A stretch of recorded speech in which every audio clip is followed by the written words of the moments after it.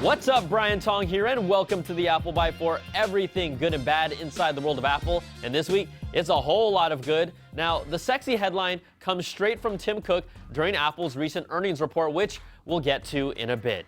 Now, Cook said development for the Apple Watch is right on schedule, and they expect to begin shipping in April.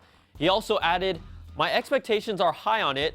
I'm using it every day, and I love it, and I can't live without it."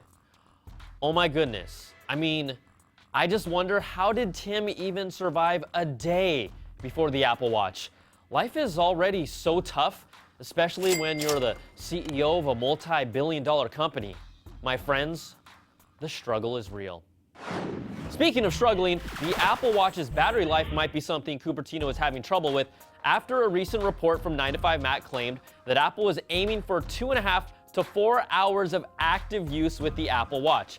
Now, don't freak out just yet. That means actually interacting with the watch and not with the people around you. They are targeting a goal of 19 hours of active and passive use combined, or 3 days of standby time, or 4 days if the watch is sleeping. You know, since you probably paid a minimum $349 to have something sit on your desk for 4 days doing nothing. Now, this is the first real intel we've heard about the battery life, but the report also says Apple may not be able to reach the 19-hour mixed-use goal for the first gen. This pretty much aligns with Tim Cook's previous comments that Apple expects you'll be charging their smartwatch daily, but this is one of those products that is screaming to me, wait for the second gen. All right, let's get to the earnings. And Apple recently reported their first fiscal quarter of 2015, and it was G-O-O-D good, posting a net quarterly profit of $18 billion on $74.6 billion in revenue. That's the most profitable quarter ever by any company, ever. No one has done it better. Now, Apple sold a record 74.5 million iPhones during the quarter, up from 51 million a year earlier. Macs were up 5.5 million compared to 4.8 million the year before, but iPad sales dipped to 21.4 million from 26 million last year. The iPhone now makes up 69% of Apple's revenue, and iPods, well, they're bunched in that tiny slice of the pie called other tier. Now, the iPhone 6 release was really the eye-opener here. Cook said there was some clear geographical preferences for the iPhone 6 versus the 6 Plus.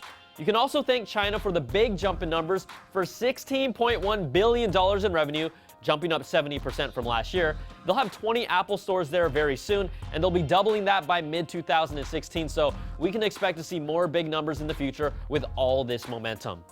All right, iPad sales are down, and that probably won't change anytime soon. With no major revamp coming in, it's still a product that lasts a good 2 to 3 years easily. I keep telling you all, I'm a big fan of the iPad Pro for traveling, and these top-notch renderings by Martin Hajek gives us an idea of what we might see when it releases. Now, he envisions the big bezel coming back, shows off a size comparison, and even includes details like the smudge and spit marks that all of you have on your iPads. Plus, a glowing Apple logo stylus. Cool in theory, but not cool if you have to recharge it.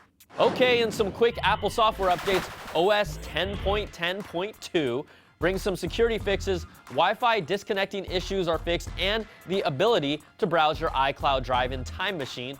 And iOS 8.1.3 was also released and brings bug fixes, but the biggest improvement reduces the amount of storage required to perform a software update in the future. And I know you all like that. But before we go, believe it or not, sometimes the Apple Byte makes mistakes. I know, crazy, huh? Well, last week, we told you about how Apple got rid of the free iTunes Song of the Week, and a lot of you wrote me and were mad about that, so on behalf of you, we threw out a bad apple. Well, right after that, Apple added a whole new section on the iTunes Store called Free on iTunes. That includes 16 songs and 22 full-length TV episodes right now. So you know what? The bad apple is on me. Oh, yeah, I deserve that one. And maybe that one. Okay, that's enough. But my favorite free song, Nicky Jam's Travessuras. Oh. All right, that's gonna do it for this week's show. You can always email me at theapplebyte@cnet.com or tweet me at Brian Tong. Thanks for watching, and we'll catch you all next time for another Bite of the Apple.